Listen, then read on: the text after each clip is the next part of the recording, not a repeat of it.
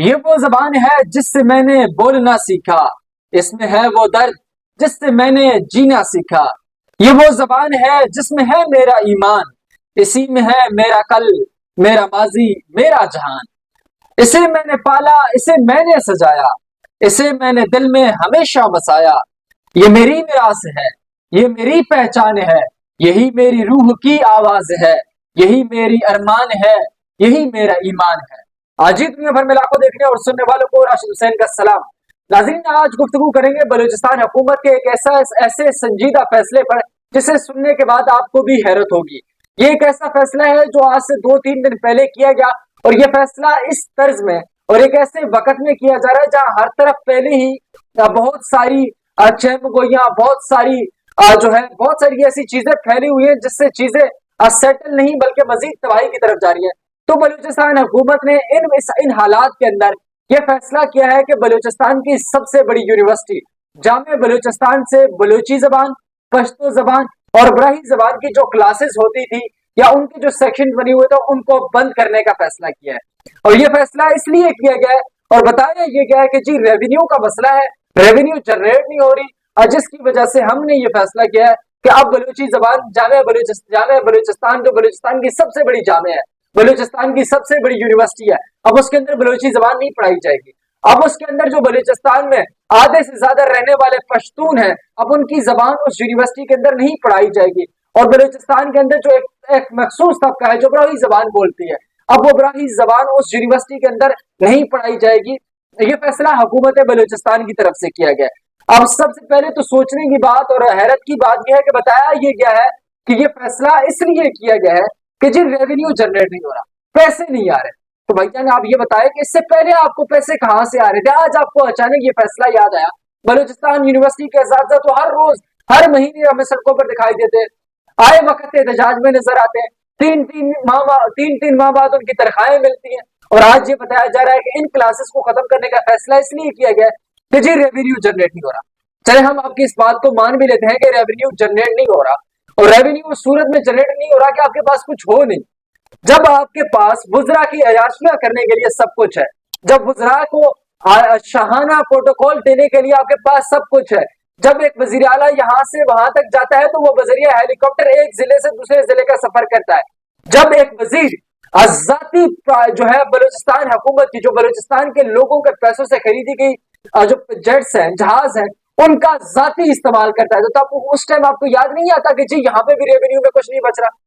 کیا آپ کو اس وقت نہیں یاد آتا کہ جب بلوچستان اسمبلی کی ایک موجودہ بلڈنگ جسے آپ نے یہ کہا کہ وہ خستہ حال ہے اسے ختم کر کے ایک نئی بلڈنگ بنا رہے ہیں، کیا وہاں پر آپ کو بلوچستان کے لوگ یاد نہیں آئے؟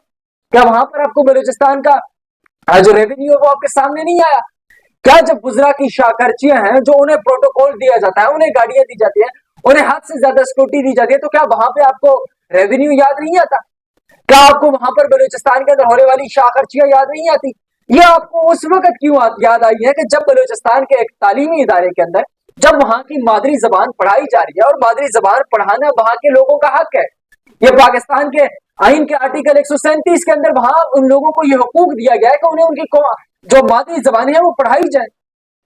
اگر آج آپ یہ فیصلہ کرتے ہیں کہ جامعہ بلوچستان کے اندر سے جی مادری زبان کو ختم کیا جاتا ہے، تو کیا آپ سمجھتے ہیں اس کا مطلب تو یہ ہے کہ آپ بلوچستان سے بلوچیت کو ختم کرنے لگے، آپ بلوچستان میں رہنے والے پشتونوں کی زبان کو ختم کرنے کا ارادہ رکھتے ہیں، آپ یہاں پر جو رہنے والے بروہی ہیں ان کی زبان کو ختم کرنے کا فیصلہ کر چکے ہیں۔ البتہ آپ اس ملک کے اندر جہاں پر حق ہونا چاہیے نا کہ یہاں پر بلوچستان کے ہر جامعے میں یہ زبان پڑھائی جانی چاہیے تھی، بلوچستان کے ہر اسکول میں بلوچی پڑھائی جانی چاہیے تھی، بلوچستان کے ہر اسکول میں پشتو پڑھایا جاتا، بلوچستان کے ہر اسکول میں براہی زبان پڑھائی جاتی، لیکن جہاں وہ پورے سسٹم کے اندر پڑھایا نہیں جا رہا، جہاں ایک جگہ پہ پڑھایا جا رہا تھا، آج آپ اس کو وہاں سے بھی ختم کرنے کا فیصلہ کر رہے ہیں۔ تو جب آپ اس طرح کے فیصلے کریں گے تو اس سے یہ واضح ہو جاتا ہے کہ آپ نسل کو، آپ لوگوں کی شناخت کو ختم کرنے کی کوشش کر رہے ہیں۔ تو یہ لوگوں کے شناخت میں حملہ ہے، یہ بلوچستان کے اندر بسنے والے جو تقریباً 2 کروڑ کے لگ بھگ لوگ ہیں ان کی شناخت کا مسئلہ ہے۔ آج آپ اگر ان کی زبان کو، ان کے سب سے بڑے جامعے سے ان کی زبان کو ختم کر دیں گے، اس کی ڈگری کی حیثیت کو ختم کر دیں گے، کل تو آپ ان کی شناخت کو ختم کرنے میں پھر 2 منٹ بھی نہیں لگائیں گے۔ اور آج آپ یہ مسئلہ بنا رہے ہیں کہ جی ریونیو کا مسئلہ ہے، تو میرا سوال یہ ہے کہ یہ ریونیو کا مسئلہ آپ کو اس وقت کیوں یاد نہیں آتا جب آپ کے وزراء شاخرچیاں کر رہے ہوتے ہیں؟ जब करप्शन की भरमार होती है बलूचिस्तान के अंदर, जब आए रोज सड़कों पर भत्ता लिया जा रहा होता है, तब वहां पर आपको रेवेन्यू फ्री याद नहीं आता। जब जिस हम सिक्योरिटी के मद में आपने कहा कि जी यूनिवर्सिटी से रेवेन्यू नहीं आ रहा, तो हमारा सवाल यह है कि आप जिस सिक्योरिटी के मद में अरबों रुपए दे रहे हैं, जिस सिक्योरिटी के मद में आप अरबों रुपए खर्च कर रहे हैं, लेकिन मेरे बलूचिस्तान के अंदर आज भी आए रोज शाहराहों पे धमाके हो रहे हैं, तो कभी उनसे पूछे कि आप उसका काम क्यों नहीं कर रहे? उनसे कभी रेवेन्यू का सवाल किया? उनसे कभी पूछा है कि जो हम अरबों रुपए बलूचिस्तान के मजलूम लोगों के तुम्हें सिक्योरिटी के मद में दे रहे हैं और तुम अपनी शाखर्चियों में लगे हुए हो, तुम यहाँ पे बलूचिस्तान के मजलूम लोगों के सिक्योरिटी के मद में पैसे लेकर फिर ऑस्ट्रेलिया और दीगर मुल्कों में जाकर जजीरे बना लेते हो, और बलूचिस्तान का बच्चा आज भी उसी तरह ही मर रहा है। बलूचिस्तान में सफर करने वाला एक पंजाबी मजदूर आज भी उसको बस से उतार कर उसकी प्रोफाइलिंग करके उसे मारा जाता है। आज भी बलूचिस्तान के अंदर लोगों का सरेआम कत्ल हो रहा है। आज भी जब किसी का दिल चाहे वो सड़कों पर शाहराहों पर नाके लगाकर लोगों को बसों से उतारते हैं, और हल्ला की हद तक है आपके बुजरा को उतारते हैं। तो क्या कभी आपने उन इदारों से पूछा है कि जी रेवेन्यू कितना जनरेट हो रहा है? क्या कभी वहां पूछने की हिम्मत की है वजीर आला साहब कि जी हम जो तुम्हें सिक्योरिटी के बदले पैसे दे रहे हैं, तुमने आज तक क्या किया है? बदअमनी तो उसी तरह ही है, बदहाली तो उसी तरह ही है, लोग उसी तरह ही मर रहे हैं। जब जिसका दिल चाहता है, जहां उसका दिल चाहता है, वो वहीं पर सड़क पे नाका लगा के लोगों को उतार के मारना शुरू कर देते हैं। उनसे कभी सवाल किया आपने? वहां आपकी हिम्मत नहीं है, आपके अंदर इतनी गैरत नहीं है कि आप उनसे सवाल कर सकें, क्योंकि आप उनके टुकड़ों पे पल रहे हैं। लेकिन आप ये फैसला बड़ी जल्दी कर लेते हैं कि बलूचिस्तान यूनिवर्सिटी से बलोचियत की डिग्रियों को खत्म किया जाए, पश्तो बोलने, पश्तो जबान के मजमून को खत्म किया जाए, बरौनी जबान के मजमून को खत्म किया जाए। असातिज़ा को 3-3 माह तक तनख्वाहें न मिले, वो जब सड़कों पर आए उन्हें उनके ऊपर लाठी चार्ज करना आप जायज समझते हैं।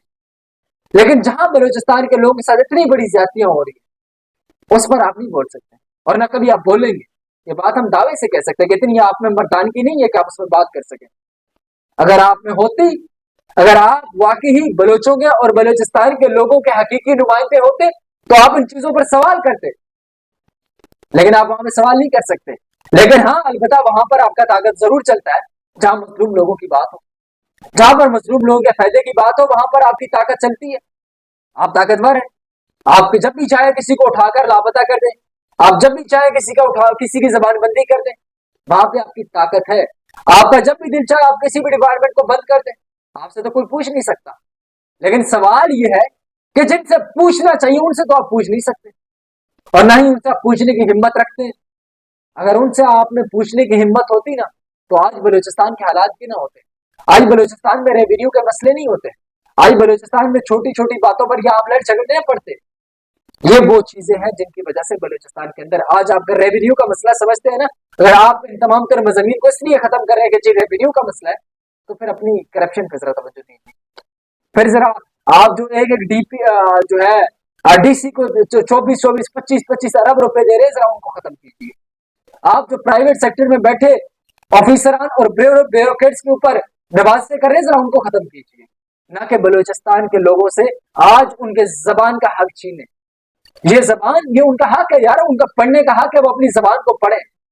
ये यहाँ पर रहने वाले हर पश्तून का हक है कि वो जामे बलूचिस्तान से जाकर पश्तो पढ़े। ये यहाँ पर हर रहने वाले बरोही का हक है कि वो जाकर अपनी जबान सीखे, उसको पढ़े और उसको दुनिया के सामने इंट्रोड्यूस करवाए। और यहाँ पर हर रहने वाले एक बलोच का हक है कि वो जाकर अपनी जबान को पढ़े और उसे दुनिया के सामने इंट्रोड्यूस कराए। लेकिन आज आप उनसे उनकी जबान छीन रहे, आज आप उनसे उनकी शनाख्त छीन रहे, क्योंकि दुनिया में आपकी शनाख्त आपकी जबान होती है। और आज आपने ये इतना बड़ा एक अनहोना फैसला करने के बाद आज आपने उनसे उनकी जबान भी छीन ली। इससे पहले सब कुछ तो आप छीन चुके थे, अब जो एक चीज रह गई थी आपने उसे भी छीनने का फैसला किया है। अगर इस तरह के फैसले होते रहेंगे और अगर आपने इसी तरह के एक तवातुर से चलना है, तो फिर आने वाले वक्त में जो आपकी सोच है शायद चीजें उससे कई गुना बदतर हो और हालात उससे कई मजीद आगे निकल जाएं। अब तक के लिए इतना ही, मुझे दीजिएगा इजाजत, खुदा हाफिज।